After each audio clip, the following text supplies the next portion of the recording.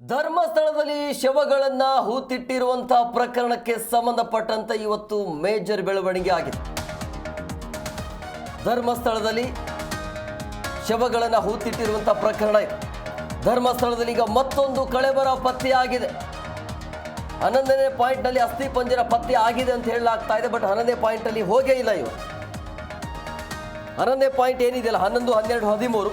But 11ನೇ ಸ್ಪಾಟಲ್ಲಿ ಹೋಗುವಂಥ ಸಂದರ್ಭದಲ್ಲಿ ಸಾಕ್ಷಿದಾರ ಒಂದು ಮನವಿಯನ್ನು ಮಾಡ್ತಾನೆ, ಈ ಜಾಗವನ್ನು ಬೇಡ, 11ನೇ ಪಾಯಿಂಟಲ್ಲಿ ಬೇಡ, ಅದನ್ನು ಬಿಟ್ಟು ಇನ್ನೊಂದು ಜಾಗವನ್ನು ತೋರಿಸ್ತೀನಿ ಅಂತ ಹೇಳಿದಾಗ ಆತನ ಹೇಳಿಕೆಯನ್ನು ಸಹಕರಿಸಿ SIT ಟೀಮ್ ಆತ ಹೇಳಿದ ಹಾಗೇನೆ ಮತ್ತೊಂದು ಜಾಗಕ್ಕೆ ಹೋಗಿ, ಅಂದರೆ ಒಂದು ಅರಣ್ಯ ಪ್ರದೇಶದಲ್ಲಿ ಒಳಗಡೆ ಹೋಗಿ ಸೆಂಟ್ರಲ್ಲಿ ಹೋಗಿ ಅಗಿಯುವಂಥ ಸಂದರ್ಭದಲ್ಲಿ 2ಕ್ಕಿಂತ ಹೆಚ್ಚು ಮೃತದೇಹಗಳ ಅಸ್ಥಿ ಪಂಜರ ಪತ್ತೆ ಆಗಿದೆ ಅನ್ನುವಂಥದ್ದು 11, 12, 13 ಹಾಗೆ ಬಾಕಿ ಇದೆ.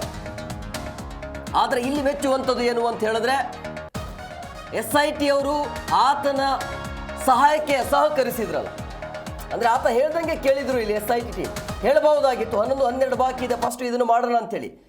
ಬಟ್ ಸಾಕ್ಷಿದಾರ ಅಥವಾ ದೂರುದಾರ ಸದ್ಯಕ್ಕೆ ಇದನ್ನು ಬೇಡ, ಯಾಕೆಂದರೆ ಆತನಿಗೆ ಆರಂಭದಲ್ಲೇ ಒಂಥರ ಗೊಂದಲ, ಕನ್ಫ್ಯೂಷನ್ ಆಗಿಬಿಡುತ್ತೆ.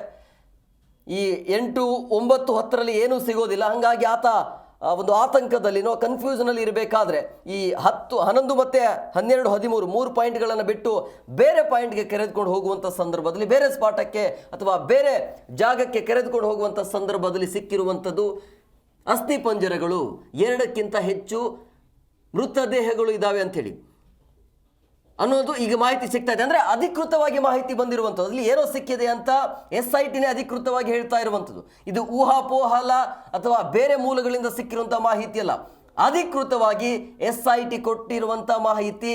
ಮೂಳೆಗಳು ಸಿಕ್ಕಿವೆ, ಅಸ್ಥಿ ಪಂಜರಗಳು ಸಿಕ್ಕಿವೆ ಆ ಸ್ಪಾಟಲ್ಲಿ ಅಂಥೇಳಿ. ಅಂದರೆ 11ನೇ ಸ್ಪಾಟ್ ಅಲ್ಲ, 11 ಬಿಟ್ಟು ಅಂದರೆ 6ನೇ ಸ್ಪಾಟಲ್ಲಿ ಏನು ಸಿಕ್ಕಿತ್ತಲ್ಲ, ಅಂದರೆ ಇದು ಒಂಥರ ಇವತ್ತು 7ನೇ ಸ್ಪಾಟ್ ಅಂತಲೂ ಕೂಡ ಹೇಳ್ಕೋಬಹುದು. ಯಾಕಂದರೆ 7, 8, 9, 10ರಲ್ಲಿ ಏನು ಸಿಕ್ಕಿರಲಿಲ್ಲ, 6ರಲ್ಲಿ ಸಿಕ್ಕಿತ್ತು. ಈಗ ಇವತ್ತಿನ ಮೊದಲ ಸ್ಪಾಟಲ್ಲೇ ಕಳೆಬರ ಪತ್ತೆ ಆಗಿರುವಂಥದ್ದು. ಇವತ್ತು ಮಧ್ಯಾಹ್ನ ಊಟ ಇಲ್ಲ, ಅಲ್ಲಿ ಕೆಲಸ ಮಾಡ್ತಾ ಇರುವಂಥ ಅಧಿಕಾರಿಗಳಿಗೆ ಅಥವಾ ಕಾರ್ಮಿಕರಿಗೆ ಊಟ ಇಲ್ಲದೆ ಕಾರ್ಯಾಚರಣೆ ಮುಂದುವರಿತಾ ಇದೆ. ಮಧ್ಯಾಹ್ನದ ಊಟ ಇಲ್ಲ, ಕ್ಯಾನ್ಸಲ್ ಆಗಿದೆ. ಸೊ ಬಂಗ್ಲಾ ಗುಡ್ಡದಲ್ಲಿ ನಡೆದಿರುವಂತಹ ಉತ್ಖನನ ಕಾರ್ಯ ಸುದೀರ್ಘವಾಗಿ ಕಾರ್ಯಾಚರಣೆ ನಡೀತಾ ಇದೆ. ಅದರ ಜೊತೆಗೆ ಮತ್ತೊಬ್ಬ ದೂರುದಾರ ಬಂದಿದ್ದಾನೆ, ಆತನ ವಿಚಾರಣೆ ಆಮೇಲೆ ಅದು. ಬಟ್ ಈ ಮೊದಲ ಸಾಕ್ಷಿದಾರನ ವಿಚಾರಣೆ ಆಗಿರ್ಬೋದು ಅಥವಾ ಆತ ಹೇಳಿಕೆ ಕೊಟ್ಟಿರುವಂಥ ಸ್ಟೇಟ್ಮೆಂಟ್ಗಳು, ಆಮೇಲೆ ತೋರಿಸಿರುವಂಥ ಜಾಗಗಳು ಇದುವರೆಗೂ ಕೂಡ ಅದು ಕ್ಲೋಸ್ ಆಗಿಲ್ಲ. ಅಂದರೆ ಇನ್ನೂ ಕೂಡ ಹಾಗೆ ಉತ್ಖನನ ಕಾರ್ಯ ನಡೀತಾನೆ ಇದೆ. ಸೊ ಹಂಗಾಗಿ ಆತನ ಈಗ ಕರೆಸಿ ಇವತ್ತು ವಿಚಾರಣೆ ಕೂಡ ಮಾಡಲಾಗಿದೆ. ಅದರ ಮಧ್ಯೆ ಇವತ್ತು ಮೇಜರ್ ಬೆಳವಣಿಗೆ ಏನು ಅಂತ ಹೇಳಿದ್ರೆ 2ಕ್ಕಿಂತ ಹೆಚ್ಚು ಶವಗಳು ಹೂತಿಟ್ಟಿರುವಂಥ ಜಾಗವನ್ನು ತೋರಿಸಿದ್ದಾನೆ. ಪತ್ತೆ ಆಗಿದೆ ಅನ್ನೋದು, ಕಳೆಬರ ಪತ್ತೆ ಆಗಿದೆ ಅಂತ, ಅಸ್ಥಿ ಪಂಜರಗಳು ಪತ್ತೆ ಆಗಿವೆ, ಮೂಳೆಗಳು ಪತ್ತೆ ಆಗಿವೆ ಅನ್ನೋದು. 11ನೇ ಪಾಯಿಂಟ್ನಲ್ಲಿ ಇವತ್ತು ಅಗಿಯುವಂಥ ಕೆಲಸ ಆಗಬೇಕಾಗಿತ್ತು, ಬಟ್ ಆಗಿಲ್ಲ. 11, 12, 13 ಹಾಗೆ ಇದೆ, ಬಟ್ ಇದು ಬೇರೆ ಜಾಗ.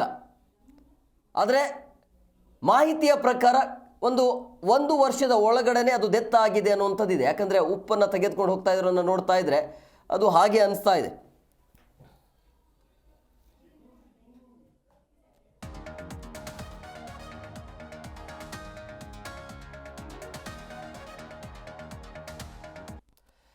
ಈ ಬಗ್ಗೆ ಮತ್ತಷ್ಟು ಮಾಹಿತಿ ನೀಡ್ತಾರೆ ನಮ್ಮ ಪ್ರತಿನಿಧಿ ಶಂಶೀರ್, ಫೋನ್ ಸಂಪರ್ಕದಲ್ಲಿದ್ದಾರೆ.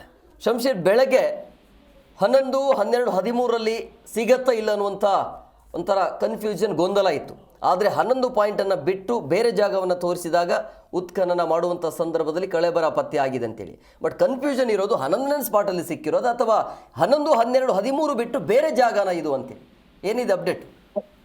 ಅದು ಮುಖ್ಯವಾಗಿ ದೂರುದಾರ ಏನಿದೆ, ಮುಂಚೆ 13 ಸ್ಪಾಟ್ಗಳನ್ನು ಗುರುತಿಸಿದ್ರು. ಶನಿವಾರದವರೆಗೆ 10 ಸ್ಪಾಟ್ಗಳ ಶೋಧ ಕಾರ್ಯಾಚರಣೆ ನಡೆದಿತ್ತು.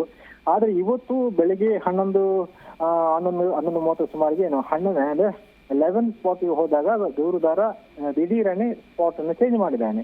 ಅಂದ್ರೆ 11ನೇ ಸ್ಪಾಟ್ ನಲ್ಲಿ ಕಾರ್ಯಾಚರಣೆಗೆ ಸಿದ್ಧತೆ ನಡೆಸಿದಾಗ ಅಲ್ಲಿ ಬೇಡ, ಮೇಲ್ಗಡೆ ಹೋಗುವ ಅಂತ ಹೇಳಿ ಆ ಗುಡ್ಡದ ಮೇಲ್ಗಡೆ SIT ಅಧಿಕಾರಿಗಳನ್ನ ಕರೆದುಕೊಂಡು ಹೋಗಿರುವಂತದ್ದು. ಅಲ್ಲಿ ಅಂದ್ರೆ 11ನೇ ಸ್ಪಾಟ್ ಅಲ್ಲ, ಬೇರೆ ಇಂದು ಸೂಚಿಸಿದ ಹೊಸ ಜಾಗದಲ್ಲಿ ಶೋಧ ಕಾರ್ಯ ನಡೆಸಿದಾಗ ಹಲವಾರು ಗಂಟೆಗಳ ಕಾಲ ಅವರು ಮಧ್ಯಾಹ್ನ ಆದ್ರೂ ಕೂಡ ಅಂದ್ರೆ ಮಧ್ಯಾಹ್ನದ ಊಟದ ವಿರಾಮಕ್ಕೂ ಕೂಡ ಬರದೆ ಅಲ್ಲಿ ಕಂಟಿನ್ಯೂ ಮಾಡಿದಾಗ ಅಲ್ಲಿ ಅವಶೇಷ ಸಿಕ್ಕಿರುವುದು ಸ್ವಲ್ಪ ಶಂಕೆ ವ್ಯಕ್ತವಾಗಿತ್ತು. ಇದೀಗ ಸದ್ಯ ಅಲ್ಲಿ ಅವಶೇಷಗಳು ಸಿಕ್ಕಿದೆ ಎಂಬ ಮಾಹಿತಿ ಇರುವಂತದ್ದು. ಜೊತೆಗೆ ಅರಣ್ಯದ ಒಳಭಾಗಕ್ಕೆ ಮಧ್ಯಾಹ್ನದ ನಂತರ 4 ಸಶಸ್ತ್ರರನ್ನು ಕಳಿಸಿರು ಹೋದ್ರು. ಜೊತೆಗೆ 2 ಮೂಟೆ ಉಪ್ಪನ್ನ ಕಾರ್ಮಿಕರು ಕೊಂಡೊಯ್ತಾ ಇರುವ ದೃಶ್ಯ ಕೂಡ ಕಂಡು ಬಂತು. ಹೀಗಾಗಿ ಅಲ್ಲಿ ಅವಶೇಷಗಳು ಸಿಕ್ಕಿರುವಂತದ್ದು. ಜೊತೆಗೆ ಇಂದಿನ ಶೋಧ ಕಾರ್ಯಾಚರಣೆಯಲ್ಲಿ ಮಹತ್ವದ ಸ್ವಲ್ಪ ಸಾಕ್ಷ್ಯಗಳು ದೊರಕಿದ್ದು ಇದು ಹೊಸ ಆಯಾಮಕ್ಕೆ ದಾರಿ ಮಾಡಿಕೊಟ್ಟಿರುವಂತದ್ದು. ಹೀಗಾಗಿ SIT ತನಿಖೆ ಮತ್ತಷ್ಟು ಚುರುಕುಗೊಂಡಿರುವಂತದ್ದು. ಇದೇ ವೇಳೆ SITಗೆ ಮತ್ತಷ್ಟು ದೂರುದಾರರು ಕೂಡ ದೂರು ನೀಡೋಕೆ ಮುಂದಾಗಿದ್ದು ಈಗಾಗಲೇ ಅದರ ಪ್ರಕ್ರಿಯೆ ಕೂಡ ನಡೀತಿರುವಂತದ್ದು. ಹೀಗಾಗಿ ನಾಳೆ ಕೂಡ ಈ ಶೋಧ ಕಾರ್ಯಾಚರಣೆ ಕಂಟಿನ್ಯೂ ಆಗುತ್ತೆ. ಶಂಶೀರ್, ಈಗ ಈ ಉಪ್ಪು ಮೂಟೆಯನ್ನು ಹೊತ್ಕೊಂಡು ಹೋಗ್ತಾ ಇರೋದನ್ನ ನೋಡ್ತಾ ಇದ್ರೆ ಇತ್ತೀಚೆಗೆ ಆಗಿರುವಂಥ ಕೇಸ ಇದು, ಅಂದರೆ ಮೃತಪಟ್ಟಿರುವಂಥದ್ದು ಅಂತ ಅನಿಸ್ತಾ ಇದೆ. ಅದರ ಬಗ್ಗೆ ಏನು ಅಪ್ಡೇಟ್ ಇದೆ?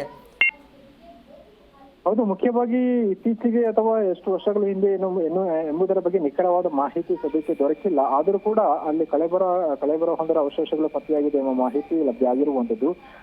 ಆದರೆ ಅದರ ಬಗ್ಗೆ ಹೆಚ್ಚಿನ ಮಾಹಿತಿಯನ್ನು ಅಧಿಕಾರಿಗಳು ಇನ್ನೂ ಅಧಿಕೃತವಾಗಿ ನೀಡಿಲ್ಲ. ಅಲ್ಲಿ ಸದ್ಯ ಕಳೆಬರ ಹೊಂದರ ಅವಶೇಷಗಳು ಪತ್ತೆಯಾಗಿದೆ. ಅದನ್ನ ಸಂಗ್ರಹ ಮಾಡೋಕೆ ಅಂದ್ರೆ ವೈಜ್ಞಾನಿಕ ರೀತಿಯಲ್ಲಿ ಸಂಗ್ರಹ ಮಾಡಬೇಕಾಗುತ್ತೆ. ಫೋರೆನ್ಸಿಕ್ ಲ್ಯಾಬ್ಗೆ ಕಳುಹಿಸಬೇಕಾಗುತ್ತೆ. ವೈದ್ಯರ ತಂಡ ಅದನ್ನ ಪರಿಶೀಲನೆ ನಡೆಸಬೇಕಾಗುತ್ತೆ, ಪರೀಕ್ಷೆ ನಡೆಸಬೇಕಾಗುತ್ತೆ. ಹೀಗಾಗಿ ಎಲ್ಲಾ ಒಂದು ಆಯಾಮಗಳಲ್ಲಿ ಈ ಒಂದು ಅವಶೇಷಗಳನ್ನು ಸಂಗ್ರಹಿಸಲಾಗಿದ್ದು ಸದ್ಯಕ್ಕೆ ಅದರ ತನಿಖೆ ಕೂಡ ಚುರುಕುಗೊಂಡಿರುವಂತದ್ದು. Yes, okay, thank you Shamsheer ನಿಮ್ಮೆಲ್ಲ ಡೀಟೇಲ್ಸ್ಗಾಗಿ.